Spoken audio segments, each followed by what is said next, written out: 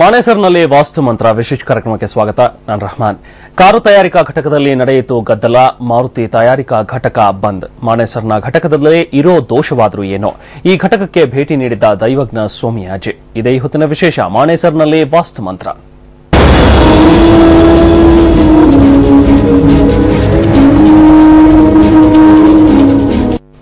ಹರಿಯಾಣದ ಮಾಣೇಸರ್ನಲ್ಲಿರುವಂತಹ ಮಾರುತಿ ಕಾರು ತಯಾರಿಕಾ ಘಟಕದಲ್ಲಿ ಉಂಟಾಗಿದ್ದ ಅಗ್ನಿ ಅನಾಹುತದ ಬಳಿಕ ಈ ಸ್ಥಳಕ್ಕೆ ಖ್ಯಾತ ಜ್ಯೋತಿಷಿ ಹಾಗೂ ವಾಸ್ತುತಜ್ಞ ದೈವಜ್ಞ ಸೋಮಯಾಜಿಯವರು ಭೇಟಿ ಕೊಟ್ಟು ಬಂದಿದ್ದಾರೆ. ಈ ಹಿಂದೆ ವಿವಿಧ ಬೇಡಿಕೆಗಳಿಗಾಗಿ ಆಗ್ರಹಿಸಿ ಪ್ರತಿಭಟನೆ ನಡೆಸ್ತಾ ಇದ್ರು. ಈ ವೇಳೆ ಗದ್ದಲ ಉಂಟಾಗಿ ಲಾಠಿ ಪ್ರಹಾರ ಕೂಡ ನಡೆದಿತ್ತು. ಇದರಿಂದಾಗಿ ರೊಚ್ಚಿಗೆದ್ದಿದ್ದಂತಹ ಕಾರ್ಮಿಕರು ಈ ಘಟಕಕ್ಕೆ ಬೆಂಕಿ ಕೂಡ ಹಚ್ಚಿದ್ರು. ಈ ವೇಳೆ ಎಚ್ಆರ್ ಮ್ಯಾನೇಜರ್ ಒಬ್ಬರನ್ನ ಅವನೀಶ್ ಕುಮಾರ್ ಅನ್ನೋರನ್ನ ಸಜೀವವಾಗಿ ದಹನ ಮಾಡಿದ್ರು. ಅಲ್ಲದೆ 40 ಮಂದಿ ಇದರಲ್ಲಿ ಗಾಯಗೊಂಡಿದ್ರು. ಜೊತೆಗೆ ಘಟಕಕ್ಕೆ ತೀವ್ರವಾದ ಹಾನಿ ಕೂಡ ಉಂಟಾಗಿತ್ತು. ಇದಕ್ಕೆಲ್ಲ ಇಲ್ಲಿನ ವಾಸ್ತು ದೋಷವೇ ಕಾರಣ ಅಂತ ಹೇಳಲಾಗ್ತಿತ್ತು. ಹೀಗಾಗಿ ಈ ಘಟಕಕ್ಕೆ ದೈವಜ್ಞ ಸೋಮಯಾಜಿ ಭೇಟಿ ನೀಡಿ ವಾಸ್ತು ದೋಷ ಪತ್ತೆ ಹಚ್ಚಿ ಅದಕ್ಕೆ ಪರಿಹಾರ ಸೂಚಿಸಿದ್ದಾರೆ.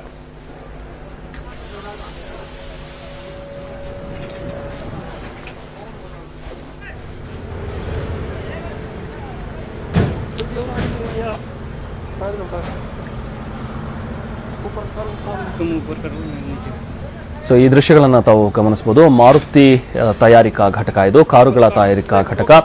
ಇದಕ್ಕಿಂತ ಮುಂಚೆ ಇನ್ನೊಂದು ಘಟಕ ಬಹುಶಃ ನಿಮಗೆಲ್ಲರಿಗೂ ಕೂಡ ನೆನಪಿರಬಹುದು. ಅದು ಗುರ್ಗಾವ್ನಲ್ಲಿರುವಂತಹ ಒಂದು ಘಟಕ. ಇದು ಸುಮಾರು ಒಂದು 30 ವರ್ಷ ಹಳೆಯ ಒಂದು ಘಟಕ. ಇದು ಎರಡನೇ ಘಟಕ ಮಾರುತಿ ಅವರು ಅಂದ್ರೆ ಸ್ಥಾಪಿಸಿರುವಂತದ್ದು. ಇಲ್ಲಿ ಮಾರುತಿ ಕಾರುಗಳನ್ನ ತಯಾರಿಕೆ ಮಾಡಲಾಗ್ತಾ ಇದೆ. ಆದರೆ ಈ ಘಟಕದಲ್ಲಿ ಇದಕ್ಕಿದ್ದಂತೆ ಅಲ್ಲಿನ ಸಿಬ್ಬಂದಿ ರೊಚ್ಚಿಗೆದ್ದಿದ್ರು. ಅದಾದ ನಂತರ ಇಲ್ಲಿರುವಂತಹ ಎಚ್ಆರ್ ಮ್ಯಾನೇಜರ್ ಒಬ್ಬರನ್ನ ಸಜೀವವಾಗಿ ಕೂಡ ದಹನ ಮಾಡಿದ್ರು. ಅಷ್ಟೇ ಅಲ್ಲ, ಅಲ್ಲಿ ತಯಾರಿ ಮಾಡಿ ನಿಂತಿದ್ದಂತಹ ಒಂದು ಕಾರುಗಳನ್ನ ಕೂಡ ಜಖಂಗೊಳಿಸಿ ಅಲ್ಲಿ ಸಾಕಷ್ಟು ಒಂದು ದಾಂಧಲೆಯನ್ನ ಅಲ್ಲಿನ ಕಾರ್ಮಿಕರು ನಡೆಸಿದ್ರು. ಅಷ್ಟೇ ಅಲ್ಲ, ಸುಮಾರು 40ಕ್ಕೂ ಹೆಚ್ಚು ಜನರನ್ನ ಗಾಯಗೊಳಿಸಿದ್ರು. ಹೀಗಾಗಿ ಈ ಒಂದು ಘಟಕ ಈಗ ಕಾರ್ಯವನ್ನ ನಿಲ್ಲಿಸಿದೆ. ಇಲ್ಲಿ ಯಾವುದೇ ರೀತಿಯಾದಂತಹ ತಯಾರಿಕೆ ಈಗ ನಡೀತಾ ಇಲ್ಲ. ಇಲ್ಲಿ ಪ್ರಮುಖವಾಗಿ ವಾಸ್ತು ದೋಷ ಇದಕ್ಕೆ ಕಾರಣ ಅನ್ನುವಂಥದ್ದನ್ನ ಅರಿತಿರುವಂತಹ ಇಲ್ಲಿನ ಅಧಿಕಾರಿಗಳು ದೈವಜ್ಞ ಸೋಮಯಾಜಿ ಅವರನ್ನ ಇಲ್ಲಿಗೆ ಕರೆಸಿಕೊಂಡಿದ್ರು. ದೈವಜ್ಞ ಸೋಮಯಾಜಿ ಅವರು ಅಲ್ಲಿಗೆ ಸ್ಥಳಕ್ಕೆ ಹೋಗಿ ವಾಸ್ತು ದೋಷ ಏನಿದೆ ಅನ್ನುವಂಥದ್ದನ್ನ ಪತ್ತೆ ಹಚ್ಚಿ ಅದಕ್ಕೆ ಪರಿಹಾರವನ್ನ ಕೂಡ ಸೂಚಿಸಿದ್ದಾರೆ. ಈ ಬಗ್ಗೆ ಮಾತಾಡೋದಕ್ಕೆ ಸ್ವತಃ ಇವತ್ತು ನಮ್ಮ ಜೊತೆಗೆ ದೈವಜ್ಞ ಸೋಮಯಾಜಿ ಅವರಿದ್ದಾರೆ. ನಮಸ್ತೆ ಸೋಮಯಾಜಿ ಅವರು. ನಮಸ್ತೆ ಸರ್. ಸೋಮಯಾಜಿ ಅವರೇ, ನೀವು ಅಲ್ಲಿಗೆ ಹೋಗಿ ಬಂದಾಗ ಅಲ್ಲಿ ಏನು ವಾಸ್ತುದೋಷ ಪ್ರಮುಖವಾಗಿ ನಿಮಗೆ ಎದ್ದು ಕಾಣಿಸ್ತು? ಯಾಕೆ ಇಷ್ಟೆಲ್ಲ ಘಟನೆಗಳಾಯಿತು ಅಂತ? ಓಂ ಶ್ರೀ ಗುರುಭ್ಯೋ ನಮಃ. ವಾಸ್ತೋ ಅಶ್ಪತೆ ಪ್ರತಿಜಾನೆ ಹಸ್ಮಾನ್ ಸ್ವಾವೀಶೋ ಅನಮೀವೋ ಭವಾನಃ. ಭಾರತೀ ಕರುಣಾಪಾತ್ರಂ ಭಾರತೀ ಪದಭೂಷಣಂ ಭಾರತೀ ಪದಮಾರೂಢಂ ಭಾರತೀ ತೀರ್ಥಮಾಶ್ರಯೇ ಹರಿ ಓಂ. ನಮಸ್ಕಾರ. ವಾಸ್ತು ದೋಷಕ್ಕೆ ಸಂಬಂಧಪಟ್ಟ ಹಾಗೆ ಮಾರುತಿ ಕಂಪನಿಯವರು ಕೆಲವು ದಿವಸಗಳ ಕೆಳಗೆ ನನ್ನನ್ನು ಅಲ್ಲಿ ಬಂದು ಭೇಟಿ ಮಾಡಿ, ಅಲ್ಲಿ ಭೇಟಿ ಕೊಟ್ಟು ನನ್ನಿಂದ ಸ್ವಲ್ಪ ಸಲಹೆ ಸಹಕಾರ ಬೇಕು ಅಂತ ಕೇಳಿಕೊಂಡ್ರು. ನನ್ನ ಬೇರೆ ಬೇರೆ ಚಟುವಟಿಕೆ ಇದ್ದಿದ್ದರಿಂದ ಅಲ್ಲಿ ಹೋಗ್ಲಿಕ್ಕೆ ಸಮಯ ಆಗಿರಲಿಲ್ಲ. ನಿನ್ನೆ ಅಲ್ಲಿ ಭೇಟಿ ಕೊಟ್ಟು ಕುಲಂಕುಷವಾಗಿ ಆ ಜಾಗವನ್ನೆಲ್ಲ ಪರೀಕ್ಷೆ ಮಾಡಿದೆ. ಅದು ಸುಮಾರು ಒಂದು 600 ಎಕರೆಷ್ಟು ಜಾಗದಲ್ಲಿ ಬಹಳ ಭವ್ಯವಾಗಿ ಕಟ್ಟಿರ್ತಕ್ಕಂತಹ ಒಂದು ಕಾರು ತಯಾರಿಕಾ ಘಟಕ. ಮಾರುತಿಯವರ ಎರಡನೇ ಘಟಕ ಅದು. ಮೊದಲನೇದು ತಾವಾಗಲೇ ಹೇಳಿದ ಹಾಗೆ ಗುರ್ಗಾವ್ನಲ್ಲಿದೆ. ಇದು ಗುರ್ಗಾವ್ನಿಂದ ಸುಮಾರು ಒಂದು 15-20 ಕಿಲೋಮೀಟರ್ ಮುಂದೆ ಮಾನೇಸರ್ ಅಂತ ಹರಿಯಾಣ ರಾಜ್ಯದೊಳಗೆ ಬರ್ತಕ್ಕಂಥ ಘಟಕ. ಅಲ್ಲಿ ಒಂದು 600 ಎಕರೆ ಜಾಗದಲ್ಲಿರ್ತಕ್ಕಂಥ ಈ ಘಟಕದಲ್ಲಿ ಸಾಕಷ್ಟು ವಾಸ್ತು ದೋಷ ಇದೆ. ಭೂಮಿಯಲ್ಲೂ ಕೂಡ ಮುಖ್ಯವಾಗಿ ದೋಷ ಇದೆ. ಅಲ್ಲಿ ಒಂದಿಷ್ಟು ಭಾಗ 600 ಎಕರೆ ಜಾಗದಲ್ಲಿ ಮುಂಚೆ ಅದು ಬರಿಲ್ ಗ್ರೌಂಡ್ ಆಗಿತ್ತು, ಸ್ಮಶಾನ ಭೂಮಿ, ಹಿಂದೂ ರುದ್ರಭೂಮಿ. ಇನ್ನೊಂದು ತುದಿಯಲ್ಲಿ ಇಸ್ಲಾಂರ ರುದ್ರಭೂಮಿ ಎರಡೂ ಅಲ್ಲಿತ್ತು.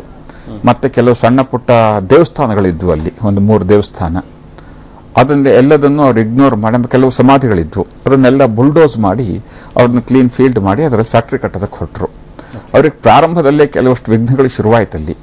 ಸುಮಾರು 4 ಜನ ಕಟ್ಟಡ ಕಷ್ಟ ಸಂದರ್ಭದಲ್ಲೇ ಸತ್ತು ಹೋದ್ರು. ಅದರಲ್ಲಿ ಒಂದು ಚಿಕ್ಕ ಮಗು ಕೂಡ, ಅದು ನೀರಿನ ತೊಟ್ಟಿ ಒಳಗಡೆ ಬಿದ್ದು ಅಲ್ಲೇ ಸ್ಪಾಟ್ ಡೆತ್ತು. ಇನ್ನು 3 ಜನನು ಸ್ಪಾಟ್ ಡೆತ್ತು, ಒಂದಾದ್ಕೊಳ್ಳೊಂದು. ಆಗ್ಲೂ ಕೂಡ ಅವರು ಈ ಸಮಸ್ಯೆಗಳನ್ನ ಗಂಭೀರವಾಗಿ ತಗೊಳ್ಳಿಲ್ಲ. ಒಂದು ಭಾಗದ ಕಟ್ಟಡ ಪೂರ್ಣ ಮಾಡಿ ಪ್ರೊಡಕ್ಷನ್ ಶುರು ಮಾಡಿದ್ರು.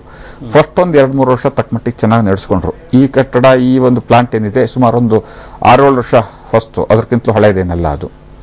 ಅದರ ನಂತರದಲ್ಲಿ ಅದರ ಎಕ್ಸ್ಟೆನ್ಷನ್ ಆಗಿ ಬಿ ವಿಭಾಗ ಅಂತ ಮಾಡಿದ್ರು. ಆ ಬಿ ವಿಭಾಗ ಶುರು ಮಾಡೋ ಹೊತ್ತಿಗೆ ತುಂಬಾ ಸಮಸ್ಯೆಗಳವರಿಗೆ ಜಾಸ್ತಿ ಬಂತು. ಕಾರ್ಮಿಕರಿಂದ ತೊಂದರೆ ಬಂತು, ಕಟ್ಟಡಕ್ಕೆ ಸಂಬಂಧಪಟ್ಟಂತೆ ತೊಂದರೆಗಳು ಬಂತು, ಯಂತ್ರಗಳಿಂದ ತೊಂದರೆಗಳು ಬಂತು. ಆದರೂ ಕೂಡ ಈ ವಾಸ್ತು ದೋಷ ಅನ್ನೋದ್ರ ಬಗ್ಗೆ ಅವ್ರು ಗಮನ ಕೊಡದೇನೆ ಅವ್ರ ಕೆಲಸ ಮುಂದುವರಿಸಿಕೊಂಡ್ರು. ಅದು ಮುಂದುವರಿಸ್ಕೊಳ್ತಾ ಇದ್ದ ಹಾಗೇನೆ ಒಂದು 2 ತಿಂಗಳು ಹೋದ ವರ್ಷ ಒಂದೂವರೆ ವರ್ಷ ಕೆಳಗೆ ಒಂದು 2-3 ಸಾರಿ ಕಾರ್ಮಿಕರದ್ದು ಅಶಾಂತಿ ಅಸಹಕಾರ ಉಂಟಾಗಿ ಒಂದು ಸಾರಿಗೆ ಒಂದು 2 ತಿಂಗಳಿಗಷ್ಟು ಕಾಲ ಬಂದ್ ಮಾಡಿದ್ರು, ಅದನ್ನ ಪ್ರೊಡಕ್ಷನ್ ನಿಲ್ಲಿಸಿದ್ರು. ಮತ್ತೆ ಒಂದು 10-15 ದಿವಸದ್ದು 2 ಸಾರಿ ಆ ಥರ ಘಟನೆಗಳು ನಡೀತು. ಅದನ್ನೆಲ್ಲದನ್ನು ಅವ್ರು ಇಗ್ನೋರ್ ಮಾಡ್ಕೊಂಡು ಮುಂದುವರ್ಸ್ಕೊಂಡು ಹೋಗ್ತಾನೆ ಇದ್ರು. ಕಳೆದ ಒಂದು 8-10-12 ದಿವಸದ ಕೆಳಗೆ ಭಾಗದಲ್ಲಿ ಬಹಳ ದೊಡ್ಡ ಮಟ್ಟದ ಒಂದು ಗಲಾಟೆಯಾಗಿ ಒಬ್ಬ ದೊಡ್ಡ ಅಧಿಕಾರಿ, ಮಾನವ ಸಂಪನ್ಮೂಲ ವಿಭಾಗದ ಅಧಿಕಾರಿ, ಅವರು ಆ ಗಲಾಟೆನಲ್ಲಿ ಸಜೀವವಾಗಿ ಅವ್ರನ್ನ ಸುಟ್ಟು ಹಾಕ್ಬಿಟ್ರು ಅಲ್ಲಿರ್ತಕ್ಕಂಥ ಕಾರ್ಮಿಕರ ಅಶಾಂತಿ ಒಳಗಡೆ. ಜೊತೆಗೆ ಸುಮಾರೊಂದು 80-100 ಜನ ಅಲ್ಲಿಯ ಅಧಿಕಾರಿಗಳು, ಇತರೆ ಕಚೇರಿ ಸಿಬ್ಬಂದಿ ಸಾಕಷ್ಟು ಹೊಡೆತ ತಿಂದು ಕೈಕಾಲು ಮುರ್ಕೊಂಡು ಇಂಟೆನ್ಸಿವ್ ಕೇರ್ನಲ್ಲಿರುವಂಥ ಪರಿಸ್ಥಿತಿಗಳೆಲ್ಲ ಬಂತು. ಫ್ಯಾಕ್ಟ್ರಿ ಅವರು ಲಾಕ್ಔಟ್ ಮಾಡಲೇಬೇಕಾದ ಅನಿವಾರ್ಯತೆ ಬಂತು. ಫ್ಯಾಕ್ಟ್ರಿಗೂ ಸಾಕಷ್ಟು ಹಾನಿ ಆಯಿತು. ಮತ್ತಲ್ಲಿ ಮುಂದ್ಗಡೆ ನಿಲ್ಲಿಸಿರ್ತಕ್ಕಂಥ ಸಾಕಷ್ಟು ಕಾರುಗಳು, ಅಧಿಕಾರಿಗಳ ಕಾರು, ಆಫೀಸ್ ಕಚೇರಿ, ಕಂಪ್ಯೂಟರು, ಇದನ್ನೆಲ್ಲದನ್ನು ನಾಶ ಮಾಡಿ ಹಾಕ್ಬಿಟ್ರು. ಅದಕ್ಕೆ ಬೇರೆ ಬೇರೆ ಕಾರಣಗಳು, ಅವರದ್ದೇ ಆದಂಥ ಕಾರ್ಮಿಕರ ಬೇಡಿಕೆಗಳು, ಅದು ಇದು ಅಂತ ಒಟ್ಟಿದ್ದಾರೆ ಮೇಲೆ ಅಶಾಂತಿ ದೊಡ್ಡ ಮಟ್ಟದಲ್ಲಾಗಿ ಈಗ ಅದನ್ನು ಪ್ರೊಡಕ್ಷನ್ ನಿಲ್ಲಿಸಿ ಲಾಕ್ಔಟ್ ಮಾಡಬೇಕಾದ ಅನಿವಾರ್ಯತೆ ಬಂತು. ಆಗ ಅಲ್ಲಿರ್ತಕ್ಕಂಥ ಕೆಲವು ಅಧಿಕಾರಿಗಳು ಎಚ್ಚೆತ್ತುಕೊಂಡು ಇಲ್ಲಿ ಭೂದೋಷ ವಾಸ್ತುದೋಷ ಇರ್ಬೋದು, ಇದಕ್ಕೆ ತಜ್ಞರನ್ನು ಕರೆಸೋಣ ಅಂತ ಹೇಳಿ ನನಗೆ ಬರೋದಕ್ಕೆ ಅವ್ರು ರಿಕ್ವೆಸ್ಟ್ ಮಾಡಿಕೊಂಡ್ರು. ಒಂದು ವಾರದ ಕೆಳಗಡೆನೇ ರಿಕ್ವೆಸ್ಟ್ ಮಾಡ್ಕೊಂಡಿದ್ರು. ನಾನು ಸಮಯ ಕೊಡೋಕ್ಕಾಗಿರಲಿಲ್ಲ. ನಿನ್ನೆ ಅಲ್ಲಿ ಹೋಗಿ ಅದನ್ನೆಲ್ಲ ಪರಿಶೀಲನೆ ಮಾಡಿದಾಗ ನಾನು ಆಗಲೇ ಹೇಳಿದಂತಹ ದೋಷಗಳೆಲ್ಲ ಅಲ್ಲಿ ಗೋಚರಿಸ್ತು. ಮತ್ತು ಕಟ್ಟಡ ಕಟ್ಟೋದ್ರಲ್ಲೂ ಕೂಡ ಸಾಕಷ್ಟು ವಾಸ್ತುದೋಷಗಳಿದ್ದಾವೆ. ಅದನ್ನು ಯಾವ ಥರದಲ್ಲಿ ಸರಿ ಮಾಡ್ಬೋದು, ಸರಿ ಮಾಡೋದ್ರಿಂದ ಏನು ಅವರಿಗೆ ಮುಂದೆ ಲಾಭ, ಸರಿ ಮಾಡದೇ ಇದ್ರೆ ಏನು ಸಮಸ್ಯೆಗಳು ಅನ್ನೋದನ್ನು ಅವ್ರಿಗೆ ವಿವರಣೆ ಕೊಟ್ಟಿದ್ದೀನಿ. ಸೊ ಕಟ್ಟಡ ಕಟ್ಟಬೇಕಾದ್ರೆ ಯಾವ ಥರದ ಒಂದು ವಾಸ್ತುದೋಷವನ್ನ ನೀವು ನೋಡಿದ್ರೆ, ಯಾವ ಒಂದು ವಾಸ್ತು ಪ್ರಕಾರ ಅವ್ರು ಅಲ್ಲಿ ಭೂಶುದ್ಧಿ ಅಂತಕ್ಕಂಥದ್ದು ಅವ್ರು ಮಾಡ್ಕೊಳ್ಳಿಲ್ಲ. ಯಾವುದೇ ಒಂದು ಸ್ಥಳದಲ್ಲಿ ದೇವಸ್ಥಾನಗಳು, ಗ್ರಾಮ ದೇವತೆಗಳು 400-600 ವರ್ಷದಿಂದ ಇದ್ದಂತಹ ಸಣ್ಣ ಸಣ್ಣ ದೇವಸ್ಥಾನಗಳದು, ಬಹಳ ದೊಡ್ಡ ಕಟ್ಟಡ ಅಲ್ಲದಿದ್ರು ಕೂಡ 400-600 ವರ್ಷ ಪುರಾತನವಾದಂತಹ ಅಲ್ಲಿಯ ಸ್ಥಳೀಯ ಗ್ರಾಮಸ್ಥರು ನಂಬಿಕೊಂಡು ಬಂದಂತಹ ಸಣ್ಣ ಸಣ್ಣ ದೇವಾಲಯಗಳು ಒಂದು 3 ಇತ್ತು. ಅದರ ಜೊತೆಗೆ ಕೆಲವಷ್ಟು ಪೂರ್ವಿಕರ ಸಮಾಧಿಗಳು, ಒಬ್ಬ ದೇವತಾ ಮನುಷ್ಯನ ಒಂದು ಸಮಾಧಿ ಕೂಡ ಅಲ್ಲಿತ್ತು. ಅದರ ಜೊತೆಗೆ ಹಿಂದೂ ರುದ್ರಭೂಮಿ, ಮುಸ್ಲಿಮರ ರುದ್ರಭೂಮಿ ಎರಡೂ ಅಲ್ಲಿತ್ತು. ಅದನ್ನೆಲ್ಲ ತೆಗೆಯಬೇಕಾದ್ರೆ ಅದಕ್ಕೊಂದು ಸ್ಥಳ ಶುದ್ಧಿ, ಅಂತ ಸ್ಥಳ ಶುದ್ಧಿ ಅರ್ಥಂ ಅಂತ ಹೇಳಿ ಆ ಜಾಗವನ್ನು ನಾವು ಶುದ್ಧಿ ಮಾಡಿ ಅಲ್ಲಿರ್ತಕ್ಕಂಥ ದೇವಸ್ಥಾನ ರೀಲೊಕೇಟ್ ಮಾಡಬೇಕಾಗಿತ್ತು ಗೌರವಪೂರ್ಣವಾಗಿ. ಆ ಸಮಾಧಿಗಳಿಗೆ ಮತ್ತು ಇತರ ರುದ್ರಭೂಮಿಗಳಿಗೆ ಯಾವುದೋ ಒಂದು ಹೊರಭಾಗದಲ್ಲಿರೋ ಒಂದು ಜಾಗ ಕೊಟ್ಟು ಅದನ್ನೆಲ್ಲ ಒಂದು ಶುದ್ಧೀಕರಣ ಮಾಡಬೇಕಾಗಿತ್ತು, ಸ್ವಚ್ಛತೆ ಮಾಡತಕ್ಕಂಥದ್ದು. ಅಲ್ಲಿ ಆ ಭೂಶುದ್ಧಿ ಅಂತ, ಆ ಮದರ್ ಅರ್ಥನಲ್ಲಿ ಭೂತಾಯಿಯಲ್ಲಿ ಒಂದು ಪಾಸಿಟಿವ್ ಎನರ್ಜಿನ ಅವ್ರು ತಂದ್ಕೊಳ್ಬೇಕಾಗಿತ್ತು.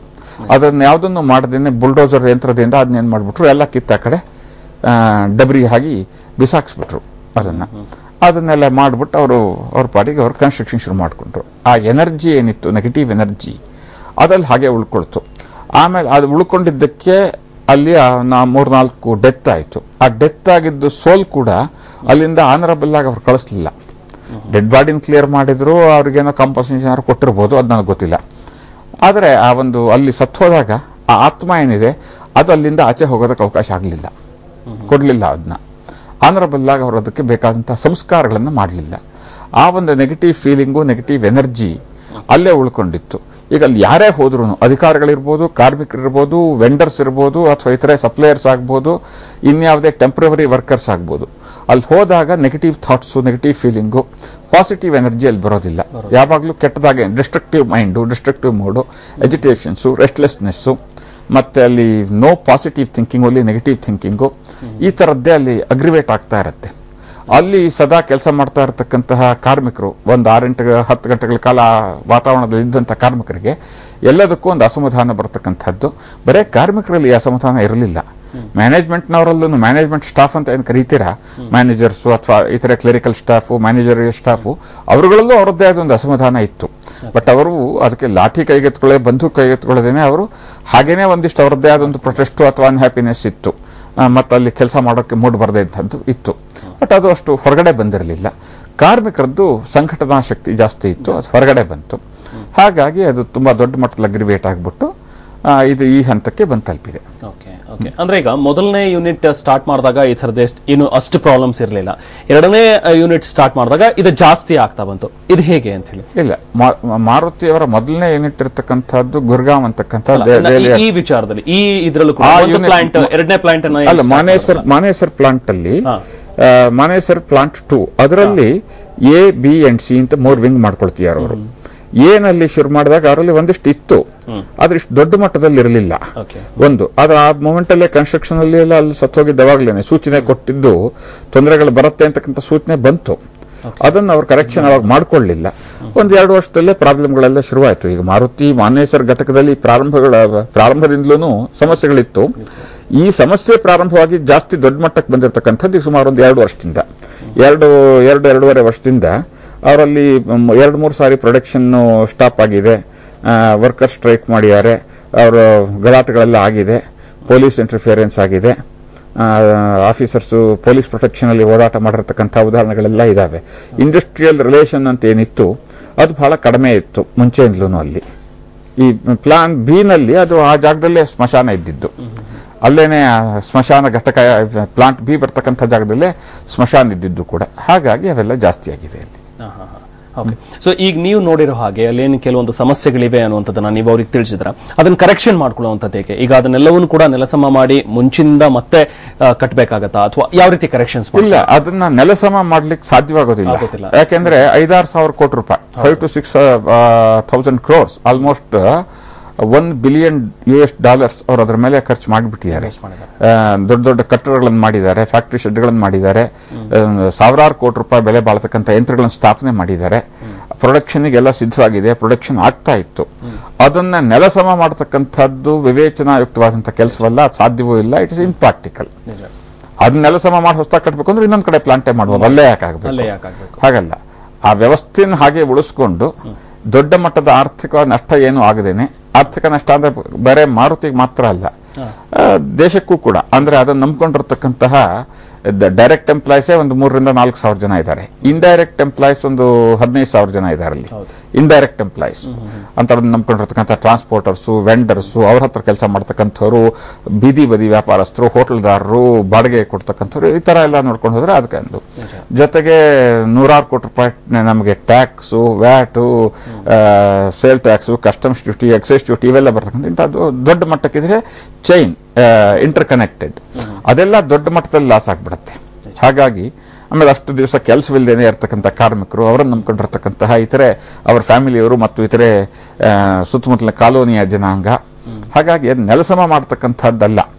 ಅದು ಹಾಗೆ ಇದ್ದಾಗ್ಲೇನೆ ಅಲ್ಲಿ ಯಾವ ತರದಲ್ಲಿ ಅವರು ವಾಸ್ತುಶಾಸ್ತ್ರದ ರೀತಿಯ ಕೆಲವಷ್ಟು ಸಣ್ಣ ಪುಟ್ಟ ಬದಲಾವಣೆ ಮಾಡಿಕೊಳ್ಬಹುದು, ಯಾವ ತರದಲ್ಲಿ ವಾಸ್ತು ಶಾಂತಿಯನ್ನು ಮಾಡ್ಕೊಳ್ಬಹುದು, ಅದನ್ನು ಮಾಡಿಕೊಂಡು ಯಾವ ತರದಲ್ಲಿ ಅವರು ಇದನ್ನ ನಡೆಸಬಹುದು ಅಂತಕ್ಕಂಥದ್ದಕ್ಕೆ ಸಜೆಷನ್ ಕೊಟ್ಟಿದ್ದೀನಿ ನಾನು. ಅದೇನಾಗುತ್ತೆ, ಇಲ್ಲಿ ಇವ್ರು ಕರೆಕ್ಷನ್ ಮಾಡ್ಕೊಳ್ಳದೆ ಇದ್ರೆ ಈ ಪ್ಲಾಂಟು ಇದೇ ತರ ಸಮಸ್ಯೆಗಳಲ್ಲೇ ಸಿಕ್ಕಾಕೊಳ್ಳುತ್ತೆ. ಜೊತೆಗೆ ಇದರಿಂದ quality problem, production problem, labour problem, management problem ಇಷ್ಟು ಬರೋದ್ರ ಜೊತೆಗೆ ಇದರ ಇನ್ಫೆಕ್ಷನ್ ಏನಿದೆ ಅದರ ಮದರ್ ಯೂನಿಟ್ ಗುರ್ಗಾಂವ್ಗೆ, ಇನ್ನು ಗುಜರಾತ್ನಲ್ಲಿ ಅವರು ಏನು ಈಗ ಶುರು ಮಾಡ್ತಾ ಇದ್ದಾರೆ ಆ ಯೂನಿಟ್ಗೆ ಸ್ಲೋಲಿ ಇನ್ನೊಂದು 4-5 ವರ್ಷದಲ್ಲಿ ವಿಶ್ವದ ಬೇರೆ ಬೇರೆ ಭಾಗಗಳಲ್ಲಿರ್ತಕ್ಕಂತಹ ಸುಜುಕಿ ಘಟಕಕ್ಕೂ ಕೂಡ ಈ ಇನ್ಫೆಕ್ಷನ್ ಸ್ಪ್ರೆಡ್ ಆಗುತ್ತೆ. ಇದು ಹೇಗಪ್ಪ ಅಂದ್ರೆ ನಿಮ್ ಕಾಲ್ನಲ್ಲಿ ಒಂದು ಗಾಯ ಆಗಿದ್ರೆ ನೀವು ಅದನ್ನ ಟ್ರೀಟ್ಮೆಂಟ್ ಮಾಡದೇ ಇದ್ರೆ ಗ್ಯಾಂಗ್ರಿಂಗ್ ಆಗುತ್ತೆ. Over A period of time ಅದು ಶರೀರದ ಬೇರೆ ಎಲ್ಲಾ ಭಾಗಕ್ಕೂ ಇನ್ಕ್ಲೂಡಿಂಗ್ ತಲೆವರೆಗೂ ಆ ಇನ್ಫೆಕ್ಷನ್ ಸ್ಪ್ರೆಡ್ ಹಾಕೊಂಡು ಹೋಗುತ್ತೆ. ಅದ್ ತಕ್ಷಣದಲ್ಲಿ ನೀವು ಟ್ರೀಟ್ಮೆಂಟ್ ಮಾಡಿ ಅದು ಒಣಗೋ ತರ ನೋಡ್ಕೊಳ್ಳದೆ ಇದ್ರೆ ದಟ್ ವಿಲ್ ಕೀಪ್ ಸ್ಪ್ರೆಡ್ಡಿಂಗ್. ಇದೇ ತರನೇ ಇದು ಕೂಡ ಒಂದು ಘಟಕದಲ್ಲಿ ಆಗಿದೆ, ಅದು ಇನ್ನುಳಿದ ಘಟಕಕ್ಕೂ ಆಗ್ತಕ್ಕಂಥ ಸಂಭವ ಇದೆ. ಅದರಿಂದ ಅವ್ರನ್ನ ಕರೆಕ್ಷನ್ ಮಾಡ್ಕೊಳ್ಬೇಕಾಗತ್ತೆ. ಓಕೆ ಸೋಮರಾಜ್ ಅವರೇ, ಮತ್ತಷ್ಟು ನಾವು ಚರ್ಚೆಯನ್ನು ಮುಂದುವರಿಸೋಣ. ಹಾಗಾದ್ರೆ ಬೇರೆ ಘಟಕಗಳಿಗೆ ಇದನ್ನ ತಡೆಗಟ್ಟುವ ನಿಟ್ಟಿನಲ್ಲಿ, ಸೋಂಕು ಅದಕ್ಕೂ ಕೂಡ ಹರಡದೇ ಇರೋ ನಿಟ್ಟಿನಲ್ಲಿ ಯಾವ ರೀತಿಯಾಗಿ ಸಮಸ್ಯೆನ ಪರಿಹಾರ ಮಾಡ್ಕೋಬಹುದು, ಯಾವಾಗ ಸ್ಟಾರ್ಟ್ ಆಗಬಹುದು, ಮತ್ತೆ ಇಲ್ಲಿ ಪ್ರೊಡಕ್ಷನ್ ಅನ್ನುವಂಥದ್ರ ಬಗ್ಗೆ ಕೂಡ ತಿಳ್ಕೊಳ್ಳೋಣ. ಬ್ರೇಕ್ ನಂತರ